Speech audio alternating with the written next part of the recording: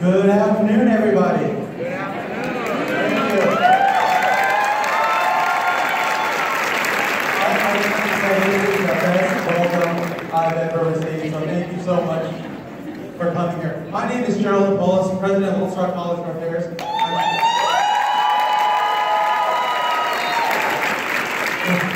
Thank you so much. I want to say thanks to my colleagues, the community. Every year we are committed to student success and community engagement. And today we have the opportunity to work like we do throughout the academic year to bring speakers on campus, but also to empower our student organizations. And so what we have done in celebration of Hispanic Heritage Month, we have worked with our faculty and staff to make sure that we had different events that make our community members, our students, realize that there are access, opportunities to information and to people. And today, it's a great example of that. And I want to introduce to you our president of Latin American Student Organization, Jose Camacho. He's a sophomore, majoring in computer science. And Jose, can we give an opportunity for your student members to stand up? Let's stand up. Let's stand up. So LASO Network there is a non-political group that sends invitations for different candidates all across the state running for office, and we have the opportunity to connect with Congressman Robert's campaign, and that's why he's here today. So without further ado, let me introduce our president of LASO, Mr. Jose Camacho.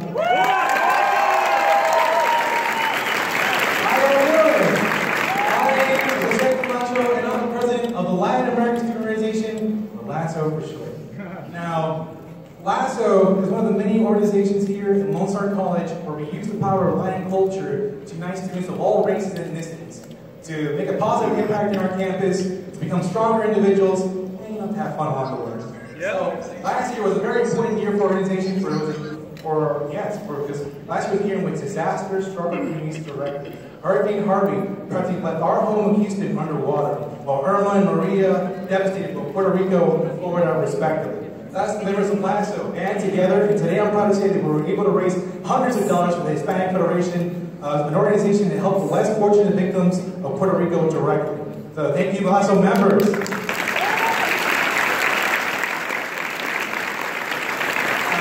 This year, we want to make an impact of the same magnitude, but in a different manner. This being a very important election year, we wanted to produce a high number of signed up and informed voters from our campus. And thus, members of LASO went all throughout the campus, signed and helped students fill out the forms, tell them the dates so they can vote this coming November 6th. And I hope all of you guys do the same thing, all right?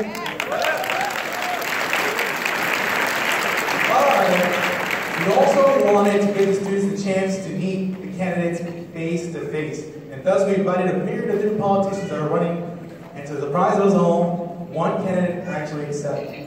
Now, so, before we start anything, I want to stress the fact that LASO is an apolitical student organization. We do not endorse any candidate, or political party, or anything. So,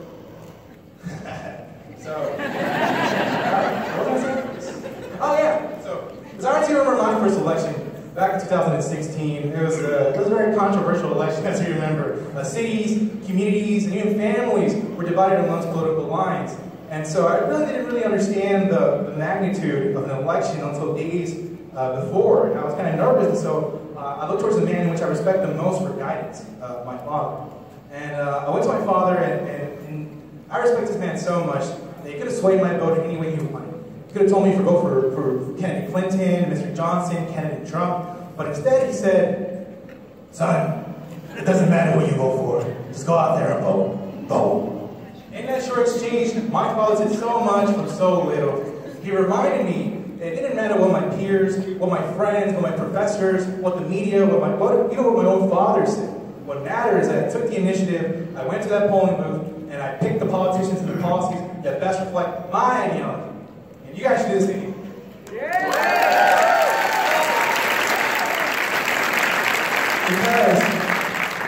We have the privilege to live in a republic where our voices matter, our experiences matter, and we have the privilege to go to that booth and pick the people who which resonate with us the most. And so this is very important. I want you guys to take this very seriously, for the state of our country and the future of our children lies in our hands. I don't want to scare you guys from voting. In fact, I want you guys to be united, because look at us. We're all here, we're all ready, we're all united, and although we may differ in different ideology stuff, we all care about the future of our country. And so, at the end of the day, all we really have to do is work hard and have faith. Have faith in something, whether it's God, or karma, or the universe. Have faith that if we give it our all, and that if we trust in ourselves and each other, there's nothing we can't do. Alright?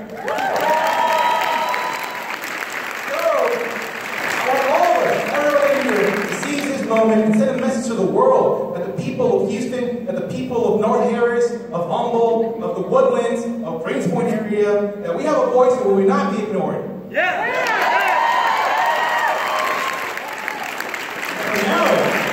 From now to the end of time, we're going to send a message to every politician that our voices will not be ignored. And then I think that we can become a voting bloc so important, so crucial, so active to every future election. That every politician will beg to come to our places. will love to listen to our ears, to pander to our needs. For we're going to remind them who we are. We are the constituents of the United States of America. Let's do it! Yeah!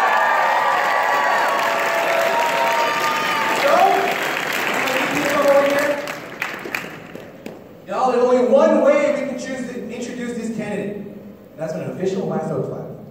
I'm going to teach you guys how to do it. So, the lasso clap starts a little slow. It was created by the Workers' Party of California. It starts a little slow. Alright, good. Okay.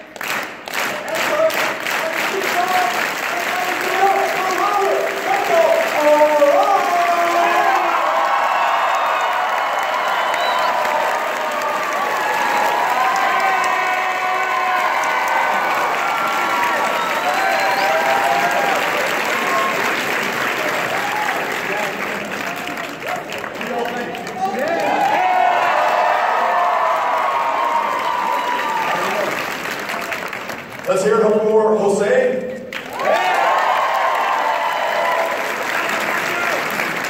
Let's hear it for President Napolis and his wife who welcomed us out here.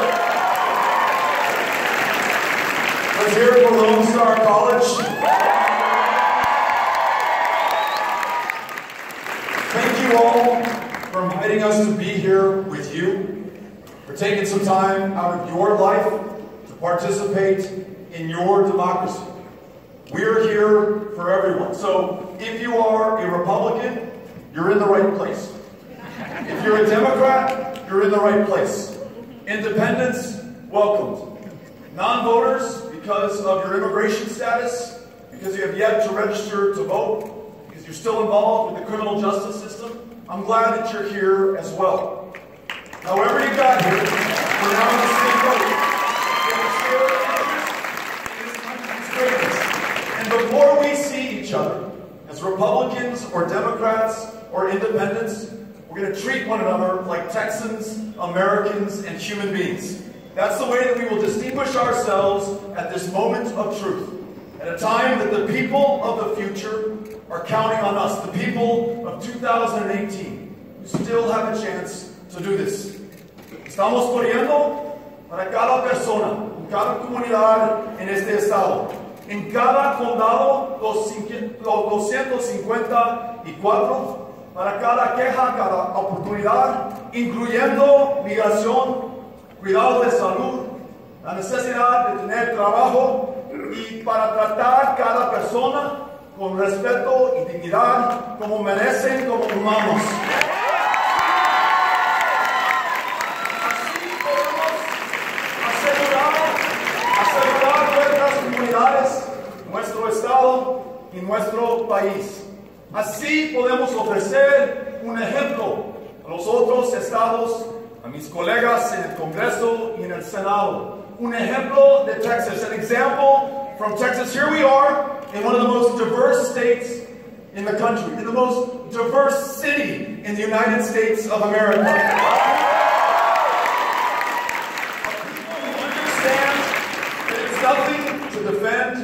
or apologize for. It's everything to celebrate, to show and set as an example for the rest of the country. For those of you who know my hometown of El Paso, Texas,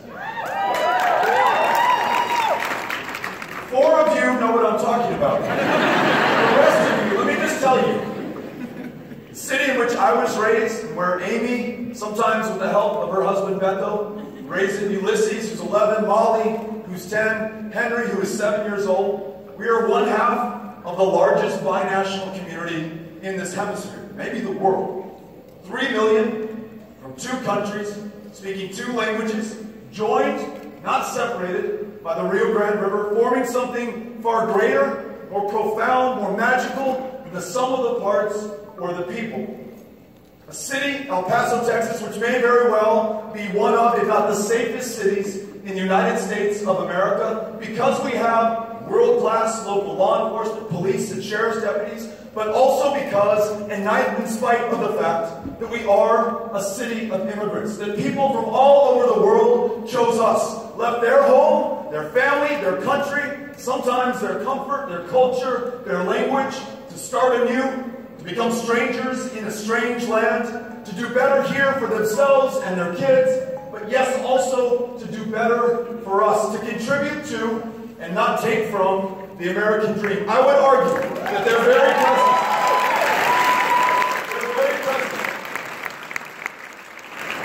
makes us stronger, more successful, and yes, safer and more secure. We don't need walls. We don't need to take children from their parents.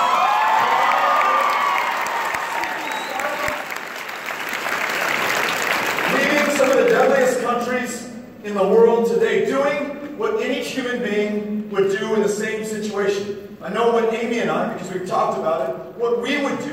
This was the only way that we could save our kids' life. The country in which we lived could not assure their safety, and I knew that there was one country on this planet, a country comprised of asylum seekers and refugees and immigrants from the world over, whose very strength is the fact that we are a people of the planet and we come together here in this one place. And we do something absolutely extraordinary, the envy of the rest of the world. To come here, trying to save that kid's life, to find not the safety or the salvation that you sought, for which you were willing to risk your own life, but instead your worst nightmare, that child taken from you by force if necessary, babies torn from their mother's breast, those moms, those dads turned over to the Department of Justice, prosecuted like common criminals, deported back to the very countries from which they fled in the first place. That kid may be turned over to a foster care home or sent to a tent city in Tornillo, a community just outside of El Paso in the Chihuahuan Desert. Months later, knowing not when or even if we're going to see that mom or that dad again, the most important person in their lives. And we know that every day that this persists in a democracy, the government is the people and the people are the government. Though this were the decision of just one man initially, it's on all of us every single day that it continues. And because we've met those families, lucky enough to be reunited, we know that each additional day does lasting harm to these kids. We were there in El Paso, Loretto Chapel, with the Annunciation House, who were facilitating some of these family reunions. We saw kids, 7 years old, seeing their parents for the first time in months. And instead of a big smile on that kid's face, instead of tears of joy and recognition rolling down their cheeks, there's nothing. Just a vacant expression on their face, an inability to connect with the most important person in their life, the person with whom they associate the greatest pain a human being can ever feel. What we know is that this is torture. We know it is cruel. We know it is inhumane. It is up to us, and every single one of us, to decide whether or not it's American, to decide whether or not the people of Texas, the defining border state, the one that bore witness to this tragedy firsthand, is going to insist that never again do we take another child from another parent, and that we reunite those who are waiting to see their parents right now. And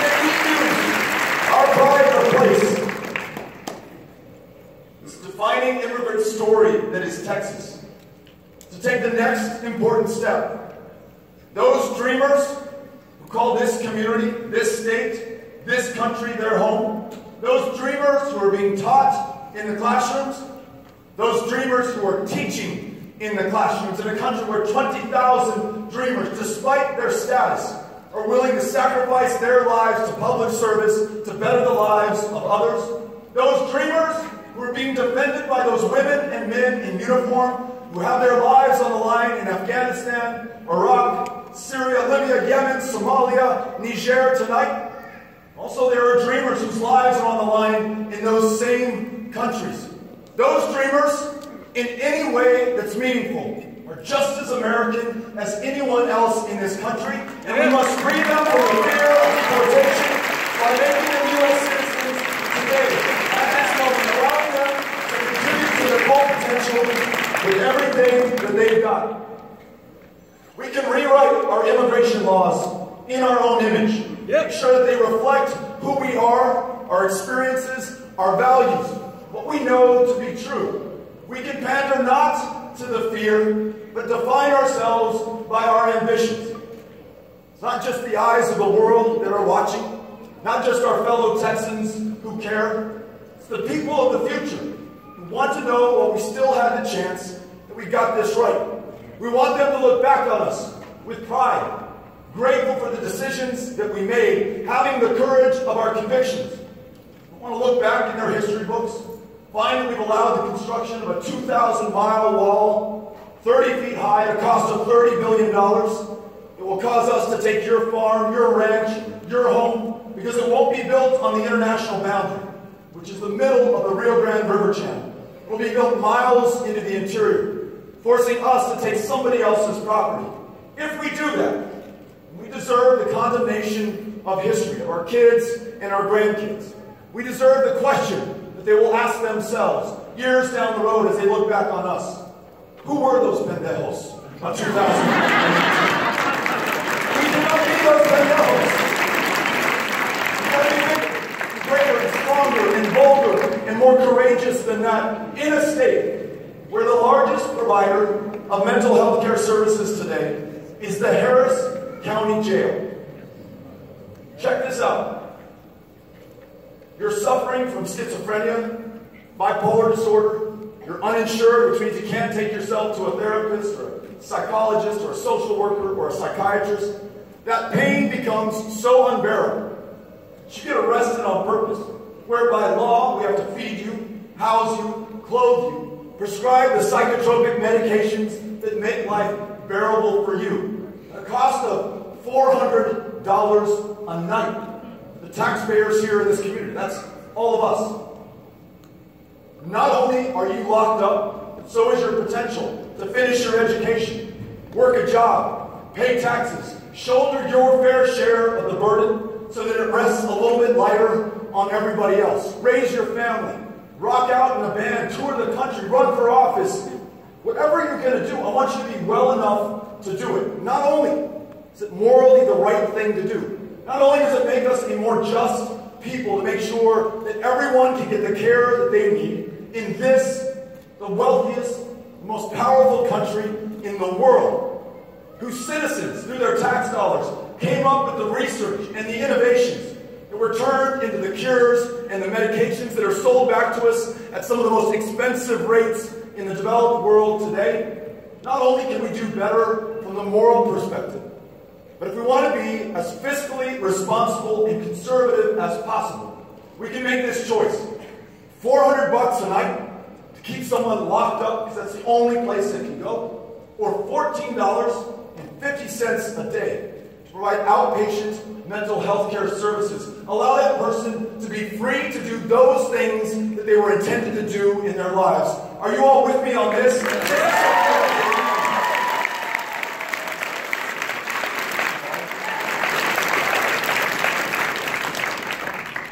We could go from the least insured state in the United States of America to the leader in this country on deciding that we will have guaranteed, high-quality, universal health care for every single one of us. And yes, that means mental health care. Yes, that means primary health care. Yes, that means specialty health care. But it every woman's ability to make her own decisions about her own body.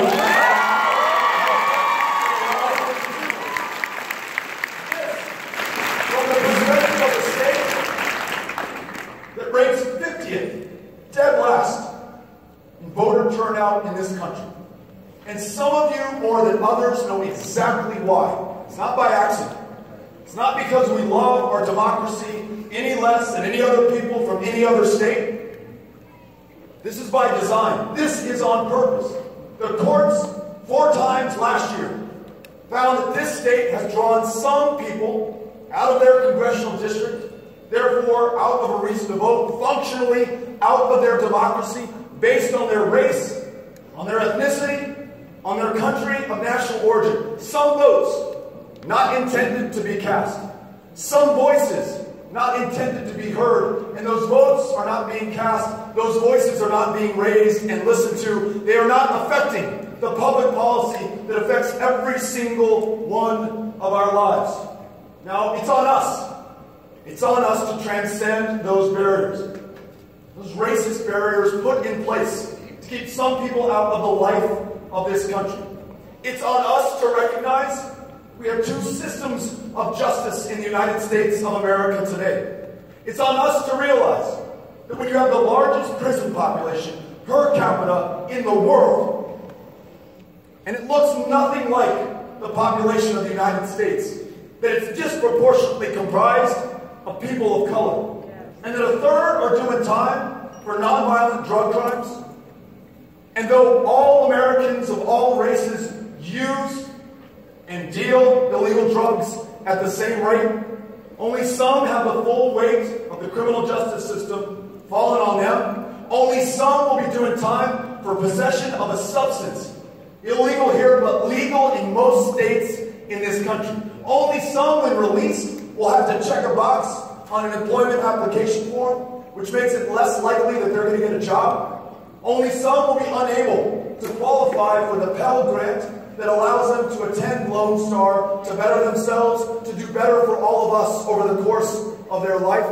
Only some are going to have their options and choices and future constrained and narrowed going forward. That's why I think we, the people of Texas, who understand this school-to-prison pipeline that exists, that begins not in high school, not in college, but in kindergarten when a child is 5 years old, and depending on their race, will be disciplined 5 times as much as another child of a different race, 5 times more likely to be suspended or expelled. What if we decided our response to this is to ensure that we have true equity in education, which means not just resources in the classroom, although those are important, making sure that we have the same starting line for every child. So instead of beginning education at 5 years old, where some kids are already months back in reading comprehension and math, we start that education universally at 4 years old in pre-K. We make sure that we pay teachers a living wage. And we also, with those teachers,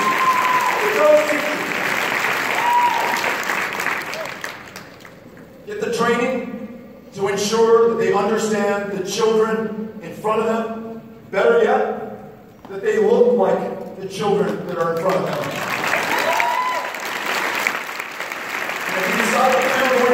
A war on drugs has become a war on people. Some people more than others. If we ended the prohibition on marijuana, and if we expunged the arrest record, people are getting guilty of expelling in other states that have made the right decision. Who's going to be the last veteran to be an outlaw in this state who wanted to be prescribed medicinal cannabis instead of an opioid, to which you may become addicted and succumb in a country that had 70,000 overdose deaths just last year? Who's going to be the last person? And if we are honest with ourselves, the last person of color is going to do time being arrested for possession of a substance that's perfectly legal or decriminalized or legal for medicinal purposes in more states in the Union. More than half the states in the Union. This one is on us. It's not going to get better of its own accord. And it's not the easiest thing to talk about. For having the courage of our convictions, for saying what I just said, whether you agree with it or not. These are the attacks that are coming our way. Beto, they say, wants to legalize heroin. Wants to legalize all drugs. Wants your kids to be able to do drugs.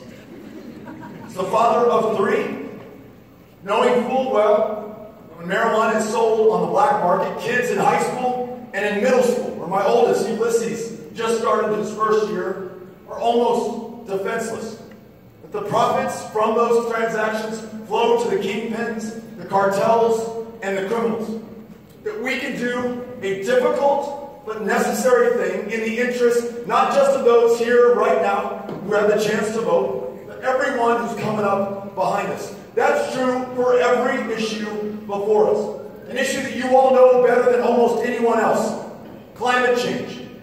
58 inches of rain that fell on this community, the landfall record, as long as we've been keeping records in the continental United States. Some neighborhoods, you may live in them, still rebuilding more than a year later.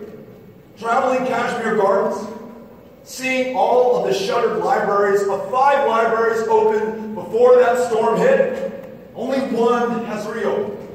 In a community where many do not have internet or Wi-Fi in their homes, that might be the one place that you can get online and look for a job, or finish your education, or start a business, or go on Tinder and find a date tonight. Homes still covered in plywood on their doors and on their windows, front yards piled up with sofas and drywall and carpeting. Signs posted on every other corner, sell your home for cash, which means sell your home for pennies on the dollar. Communities that some of those leaders in the communities tell me that long before Harvey had already been hit by a storm, where it's not easy to find healthy food, get the right calories in your kids' system before they start that next day of school. Kids living in the backseat of a car because their homes are not rebuilt yet. And yet at Kashmir Elementary, those public school teachers in that classroom, against those challenges, making magical things happen with those kids, connecting with them and stoking that lifelong love of learning within them. But never losing sight of the fact that this is the 3rd time this community has had to rebuild in the last 5 years. 3 500-year floods in 5 years. We should be good for the next 1,500 years. But we know that we're not. Because the scientists, we will still listen to them, tell us that floods like Harvey are only going to become more frequent, more severe, dump more rain. We will not be worried about rebuilding Houston again in the future, because we will not be able to live in Houston in the future. In the northern part of the state, in the Panhandle in the west, where we grow the fiber and the food that clothes and feeds Texas, this country, and so much of the world, the droughts that they're going into again right now, after 5 years of drought that they just emerged from, those same scientists tell us that our ability to grow that food and fiber is undermined. Human life in those communities in the future will not be possible unless we make decisions now. If this planet cooks another 2 degrees Celsius, all bets are off. All future generations are in peril. It's up to us, this generation, the people of 2018 right now, to save the people of the future. And here's the chance that we have. Not only do we understand the devastating consequences of man-made climate change better than any other people from any other state, we also have the lead on everyone else on the solutions that will allow us to slow down this warming. Texas today is #1 in the generation of wind power. We could soon be #1 in the generation of solar. The 2 fastest growing jobs in the United States today, wind jobs and solar jobs. So not only can we meet our commitments for the generations that follow, but for the generations today, those who will graduate here from Lone Star, those high-value, high-wage, high-skilled jobs, we can create them right here in this state. I'll tell you what, you give me a challenge, an obstacle, I'll tell you that the people of Texas are more than a match for it. The pettiness, the paranoia, the anxiety, the partisanship, the name-calling, the hatred, the bigotry, the downright racism that dominates so much of the national conversation today having traveled every single county in this state, listening to Republicans and Democrats and independents alike, I'll tell you, our courage, our confidence, our strength, our big heart is more than a match for this moment. It's also going to ensure over the next 28 days, which is all that stands between us and the 6th of November, where we are right now in the future of this country, we together are going to decide this election. We're going to get registered to vote if we're not already registered to vote, and tomorrow is your deadline. We're going to mark the 22nd of October, the first day of early voting, on our calendars to make sure that each and every single one of us gets to the home. We're going to answer the critics and the pundits and the experts and the consultants who told us not to come here today. They said with so little time left, with so much on the line, with this election so close, you're within the margin of error, Beto. First time in 30 years that a Democrat may be elected from Texas to represent us in the Senate.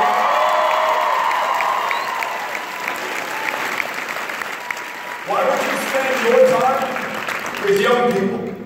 Young people historically, traditionally, in most midterm elections, have not voted.